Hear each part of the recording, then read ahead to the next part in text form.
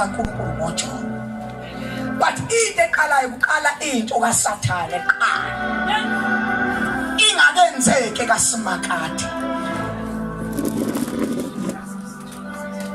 Lela uNkulunkulu yavele egcineni sibuyisa izinto.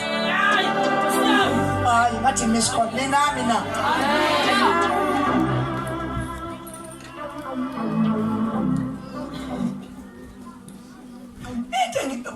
Inkinga la uSathane wayimenya ngani?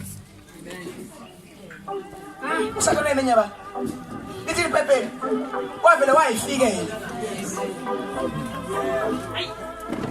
Lalela lapha ke uSathane wayengekafiki wadonswa iagenda. Nami kodwa ngithi mina uSathane wayengenzani? Wadonswa yini? Aya ke sikhulumeni. uSathane wayenjani? Wadonswa yini? Na iagenda leyibhaliwe kunento ayibhekayo lapha kwiagenda.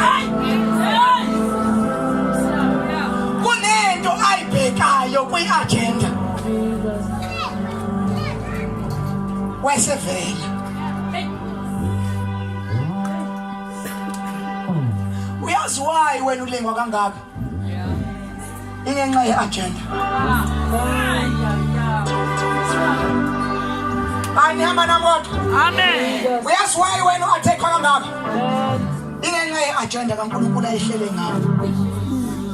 Ngiyangizwa na? Uyazi why wena ulahlwa abantu? Bakulahla hayi ngoba bekulahla. Kodwa inkinga kuseyiagenda.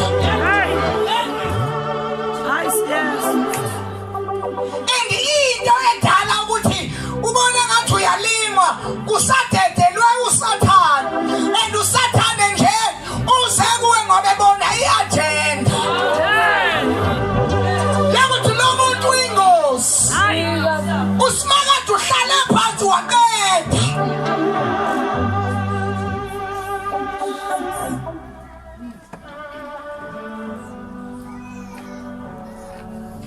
Yabona abehlabela bethi kwahlalwa phansi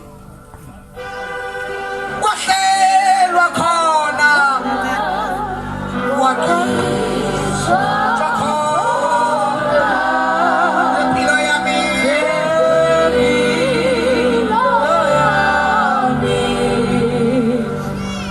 uSathane akayi-atheki into engenamphumelo omuhle.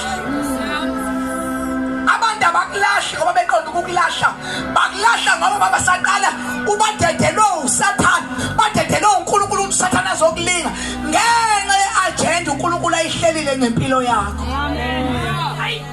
Ngizothi mina kuwe musu uqala ukuvala umnyango obusabona uSathane. Ake uyilinde iagenda ithi wehla.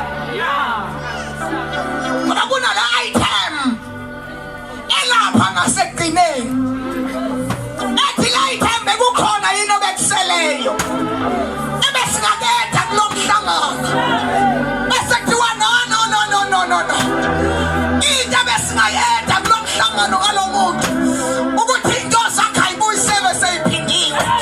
Bakuvumile ukukhala simshaya, uvumile ubhekesele simletha.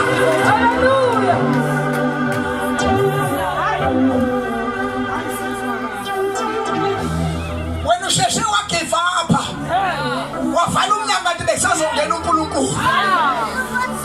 Uthi ufakubonakaza kaSathane izothi mina ungathuki. Uma ubona uSathane eza ungatatazeli vele ujabule ngoba uyazi emva kaSathane kusuSimakade, kusindoda yamadoda iphethe izinto zakhe.